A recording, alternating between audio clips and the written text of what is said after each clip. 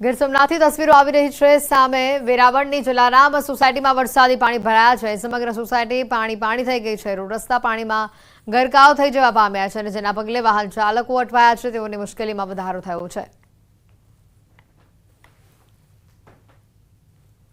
જલારામ સોસાયટીમાં વરસાદી પાણી ઘૂસી આવ્યા છે। જોઈ શકાય છે કે આ તળાવ વિસ્તાર આખો બની ગયો છે।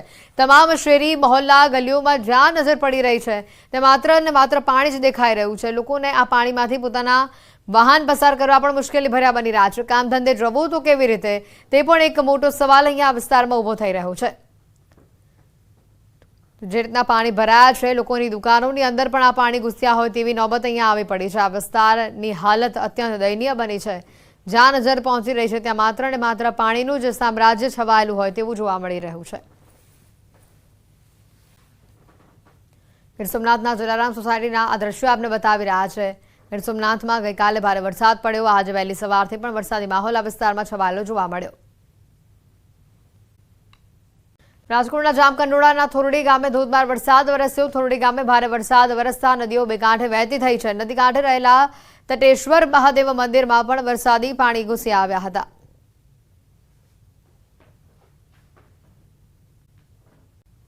બીજી બાજુ વાત કરીએ જામકંડોરણાની તો તાલુકાના ગુદાસરી ગામે આવેલા સહકાર ભવન પાણીમાં ગરકાવ થયું છે। દૂધ મંડળીમાં પૂરના પાણી ઘૂસ્યા છે। ગુદાસરી ગામના નદીકાંઠા વિસ્તારોમાં આવેલા મકાન દુકાનમાં પૂરના પાણી ઘૂસ્યા છે। જામકંડોરણા તાલુકાના અનેક ગામોમાં 4 ઇંચથી વધુ વરસાદ જોવા મળ્યો છે અને સમગ્ર પંથક પાણી થયું છે। જામકંડોરણા પંથકમાં સતત 2 દિવસથી વરસી રહેલા વરસાદથી અનેક નદીઓમાં પૂર આવ્યા છે। જામકંડોરણા તાલુકા તેમજ ધોરાજી શહેરને પાણી પૂરું પાડતો ફોફળ ડેમ ઓવરફ્લો થવામાં માત્ર 3 જ ફૂટ બાકી છે। આફતની વચ્ચે રેસ્ક્યુના પણ સમાચાર આવી રહ્યા છે। પોરબંદરમાં 13 લોકોનું રેસ્ક્યુ કરવામાં આવ્યું। રોકડિયા હનુમાન મંદિર નજીક આ રેસ્ક્યુ ઓપરેશન હાથ ધરાયું। મફતિયાપરા વિસ્તારમાં 13 લોકોનું રેસ્ક્યુ કરવામાં આવ્યું। લોકોના ઘરમાં પાણી ભરાતા આ રેસ્ક્યુ કરવામાં આવ્યું। ઓરિયન્ટ નજીક રિક્ષામાં બેસેલ વૃદ્ધનું પણ રેસ્ક્યુ કરવામાં આવ્યું।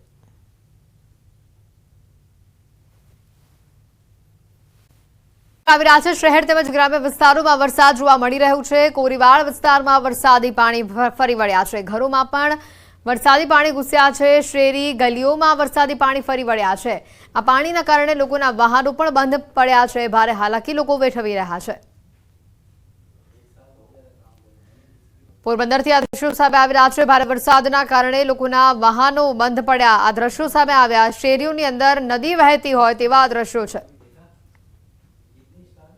પોરબંદર શહેરમાં તેમજ ગ્રામ્ય પંથકોમાં સતત બીજા દિવસે વરસાદી વાતાવરણ છે તે યથાવત જોવા મળી રહ્યું છે। હું આપને જે દ્રશ્યો બતાવી રહ્યો છું આ દ્રશ્યો છે પોરબંદર શહેરના રામટેકરી વિસ્તારના દ્રશ્યો છે કે જ્યાં અનેક લોકોના વરસાદી પાણીના કારણે વાહનો છે તે બંધ થઈ ચૂક્યા છે અને તેના કારણે લોકોને ભારે હાલાકીનો સામનો છે તે કરવો પડી રહ્યો છે। અહીંના સ્થાનિકો આપણી સાથે છે। આપણે તેમની સાથે પણ વાતચીત કરવાનો છે તે પ્રયત્ન કરીશું। શું કહેશો કયા પ્રકારની પરિસ્થિતિનો સામનો તમે કોઈ કરી રહ્યા છો? અહીં 2 દિવસ ત્યાં અતિશય વરસાદ પડે છે અને આજનો દિવસ જે ઘરમાં પાણી કરી ગયા કોરીવાડ વિસ્તારમાં બધાના ઘરમાં પાણી ગરી ગયા છે અને હજી વરસાદની છે કે સંભાવના હજી ચાલુ રહેશે। છતાં આપણી રીતે બધી સેવા કરે છે નગરપાલિકાની બધાની સેવા છે પણ ગટરના હિસાબે પાણી બહુ ભરાઈ ગયા છે અહીંયા। ચોક્કસ તો પાણી ભરાઈ ચૂક્યા છે। અહીંયા પાણી શા માટે ભરાય છે? શા માટે પાણીનો નિકાલ નથી? તકલીફ કયા પ્રકારની થઈ છે શું કહેશો? આ ગટરો ને બધી ભુજામ થઈ ગઈ ને આમાં છે ને ઘરમાં તો આમ તમે આમ જોવો તો ખરા ઘરની હાલત તો જો અમારે આખું ઘરમાં પાણી છે। ઘરમાં પાણી છે ત્યાં પાણી નિકાસ તો હોવો જોઈએ ને અહીંયા કારણ કે ગટરો આખી જામ છે। ગટરો સાફ થાય તો કંઈક પાણી નીકળે અને કાંઈ નિકાસ છે જ નહીં। પાણી ગમે ત્યાં વરસાદ પડે ત્યાં પાણી ભરાઈ જાય।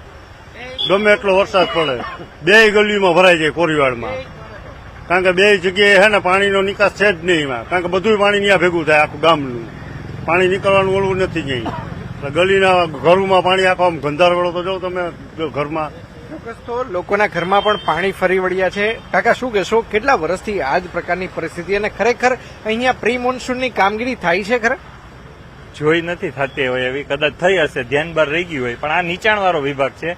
અહીંયા જો પાણી તમારે સાફ રાખવું હોય તો ચોમાસા પહેલા ગટર આખી ચોખ્ખી કરે જે અહીંયા સાંઢિયા ગટર છે, ભૂગર્ભ ગટર જે સાંઢિયા ગટર છે, એ સાંઢિયા ગટર આખી ચોખ્ખી કરે તો જ અહીંયા પાણી ના ભરાય, બાકી તો અહીંયા આ જ પરિસ્થિતિ રહેવાની દર છે. વર્ષે રીત છે પાણી અહીંયા. ચોક્કસ તો દર વર્ષે આ જ પ્રકારની પરિસ્થિતિનું નિર્માણ થાય છે. દ્રશ્યોમાં પણ બતાવવાનો પ્રયત્ન કરી રહ્યા છીએ. સ્થાનિકો આપણી સાથે છે. પોરબંદર શહેરમાં અત્યારે કયા કયા વિસ્તારોમાં પાણી ભરાયેલા છે, શું કહેશો? પોરબંદરમાં નીચાણવાળા બધા વિસ્તાર છે, કોરીવા છે, બીજું રીમડા ચોક છે, કુંભારો છે, ઠોકપલોટ છે, એ બધું નીચાણવાળો ભાગ આવે છે. તો આટલામાં બહુ પાણી ભરાય છે. ચોક્કસ તો શેરીઓની અંદર પાણી છે તે ફરી વળ્યા હોય, વરસાદી પાણી ફરી વળ્યા હોય તે પ્રકારના દ્રશ્યો છે તે જોઈ શકાય છે. લોકોના વાહનોની અંદર પણ પાણી છે તે ઘૂસી ચૂક્યા છે, લોકોના વાહનો છે તે પડી ગયા હોય તે પ્રકારના દ્રશ્યો છે તે ખાસ કરીને સામે આવી રહ્યા છે. પોરબંદર શહેરની અંદર જ્યાં જ્યાં પણ જોઈએ ત્યાં માત્ર પાણી અને પાણી જ જોવા મળી રહ્યો છે. તો બીજી તરફ વરસાદી પાણી ભરાવાથી લોકોને પણ ભારે હાલાકીનો સામનો કરવો પડી રહ્યો છે. અંકિત પોપટ, ન્યૂઝ 18 ગુજરાતી, રામટેકરી.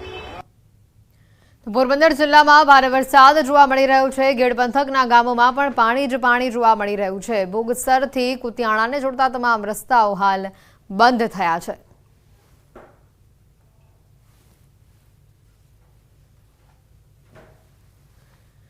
પોરબંદરના એમજી રોડ ઉપર ગોઠણસમાં પાણી ભરાયા છે. શહેરના મુખ્ય રસ્તાઓ પાણીમાં ગરકાવ થયા છે. MG road, Wadia road, hospital road પર વરસાદી પાણી ફરી વળ્યા છે. ગોઠણ ડૂબ પાણીથી વાહન ચાલકો પણ પરેશાન થયા છે. કેટલાય વાહન ચાલકોના વાહનો બંધ પડ્યા હતા.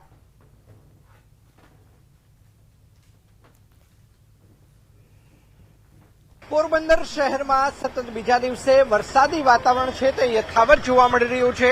આપ મારી પાછળના જે દ્રશ્યો જોઈ રહ્યા છો આ છે પોરબંદર શહેરનો એમજી રોડ કે જે વરસાદી પાણીની અંદર ગરકાવ થઈ ચૂક્યો હોય તેવું લાગી રહ્યું છે. લોકોએ પોતાના વાહનો છે તે વરસાદી પાણીમાંથી પસાર કરવાની ફરજ પડી રહી છે. ત્યારે સ્થાનિક લોકો આપણી સાથે છે, આપણે તેમની સાથે વાતચીત કરીશું. શું કહેશો કે આ પ્રકારની તકલીફ હાલ અત્યારે પોરબંદરના શહેરીજનોને? પોરબંદરના શહેરીજનોને આપણે તો પાણીમાંથી જવું હોય તો મુશ્કેલી થઈ પડે છે. અને બીજા નંબરમાં કે ગટર અત્યારે ભરાઈ ચૂકી છે, તો નગરપાલિકાએ આનું ધ્યાન દેવું જરૂરી છે. છાયા છે, પછી ગીતાનગર છે, લોકડિયા છે, આ બાજુ અત્યારે રસ્તામાં બહુ પાણી ભરાયેલા છે અને મુશ્કેલીનો સામનો બહુ છે અત્યારે. ચોક્કસ તો લોકો મુશ્કેલીનો સામનો કરી રહ્યા છે. વરસાદી આફત ચોક્કસ આકાશમાંથી વરસી રહી છે, પરંતુ એટલી જ ઘોર બેદરકારી પોરબંદર નગરપાલિકાની છે. જોઈ શકાય છે કે લોકોના વાહનો છે તે પાણીની અંદર ગરકાવ થઈ ચૂક્યા છે. લોકોના ઘરોની અંદર પણ હાલ અત્યારે પાણી છે તે જોવા મળી રહ્યા છે. આ દ્રશ્યો છે પોરબંદર શહેરના એમજી રોડ પરના દ્રશ્યો છે. જોઈ શકાય છે કે કઈ રીતે એમ્બ્યુલન્સને પણ પાણીમાંથી પસાર થવાની ફરજ છે તે પડી રહી છે. લોકોને પોતાના વાહનો છે ત્યાં પાણી, વરસાદી પાણીની અંદરથી હલાવવાની ફરજ પડી રહી છે. આ દ્રશ્યો ચોક્કસ સવાલ ઉભા કરી રહ્યા છે કે તંત્ર દ્વારા જે પ્રી મોન્સૂનની કામગીરીના દાવાઓ કરવામાં આવતા હોય છે આ દાવાઓ પોકળ સાબિત થયા છે. આ દ્રશ્યો પોરબંદર શહેરમાંથી સામે આવ્યા છે. અંકિત પોપટ, ન્યૂઝ 18 ગુજરાતી, પોરબંદર. આગામી 7 દિવસ રાજ્યમાં વરસાદની આગાહી છે. આજે ભારેથી અતિભારે વરસાદની આગાહી છે. આજે કેટલાક જિલ્લાઓમાં વરસાદનું રેડ એલર્ટ પણ આપવામાં આવ્યું છે, જેમાં સુરત, નવસારી, વલસાડ, દમણ, દાદરાનગર હવેલી આ તમામ જિલ્લાઓનો સમાવેશ થાય છે. તો સાથે છોટાઉદેપુર, નર્મદા, ભરૂચ, તાપીમાં ઓરેન્જ એલર્ટ આપવામાં આવ્યું છે. आने वाले 7 दिनों के लिए जो गुजरात स्टेट के लिए फोरकास्ट है वो लाइट टू मॉडरेट रेन का फोरकास्ट है, वो सारे डिस्ट्रिक्ट में कवर है.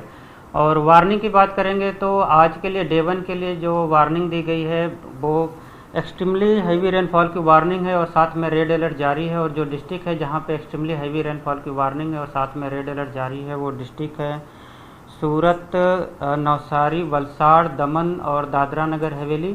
और जहाँ पे वेरी हैवी रेनफॉल की वार्निंग है वो डिस्ट्रिक्ट है छोटा उदयपुर, नर्मदा, भरूच, तापी डिस्ट्रिक्ट है जहाँ पे वेरी हैवी रेनफॉल की वार्निंग और साथ में ऑरेंज अलर्ट जारी है. और जहाँ पे वेरी हैवी रेनफॉल की वार्निंग है वो डिस्ट्रिक्ट है छोटा उदयपुर, नर्मदा, भरूच, तापी डिस्ट्रिक्ट है जहाँ पे वेरी हैवी रेनफॉल की वार्निंग और साथ में ऑरेंज अलर्ट जारी है. और जहाँ पर हैवी रेनफॉल की वार्निंग है वो डिस्ट्रिक्ट है अहमदाबाद, आनंद, पंचमहल, दाहोद और મહીસાગર ડિસ્ટ્રિક્ટ સામેલ है. 7 ડેમ હાઈ એલર્ટ ઉપર છે. 7 ડેમ 99% થી 100% સુધી ભરાયેલા છે. સૌરાષ્ટ્ર કચ્છના 10 ડેમ એલર્ટ ઉપર છે, 13 ડેમ 70% ભરાતા વોર્નિંગ ઉપર હાલ હોવાનું સામે આવ્યું છે.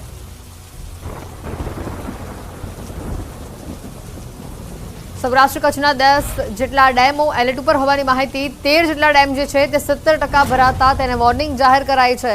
આસપાસના જે ગામો છે તેને પણ સતર્ક રહેવાની સૂચના આપી છે, ત્યાં વોર્નિંગ અપાઈ છે. કેટલાક લોકોનું જરૂર જણાય તો સ્થળાંતર કરવાની પણ તૈયારીઓ કરવામાં આવી છે. 7 ડેમ 99% થી 100% સુધી ભરાયા હોવાની પણ માહિતી છે. ભરના લેપટોપ અને કમ્પ્યુટર્સ બંધ થયા છે. માઇક્રોસોફ્ટના સર્વરમાં આ મોટી ખામી આવી છે. બેંકથી લઈને એરલાઇનની તમામ સુવિધાઓ બધાને જ અસર પહોંચી છે. ઘણી ફ્લાઇટ કેન્સલ પણ કરાઈ છે. બુકિંગ, ટ્રેકિંગ અને અન્ય ઓનલાઈન સેવાઓ પણ તેના કારણે પ્રભાવિત થઈ રહી છે. બ્રિટનમાં ટ્રેન અને હવાઈ સેવાને ભારે અસર પહોંચી છે. બ્રિટનમાં સ્કાય ન્યૂઝનું પ્રસારણ બંધ થયું છે. ઓસ્ટ્રેલિયામાં ટેલિકોમ કંપનીઓને પણ અસર પહોંચી છે. ઓસ્ટ્રેલિયાની સરકારે એમરજન્સી બેઠક બોલાવી. સ્ટોક એક્સચેન્જ અને પેમેન્ટ ગેજેટ્સને પણ અસર પહોંચી રહી છે. ટેલિકોમ, એરલાઇન, બુક, ખાસ કરીને બેન્કિંગ સેવાઓ તમામને અસર પહોંચતી હોવાની માહિતી સામે આવી રહી છે.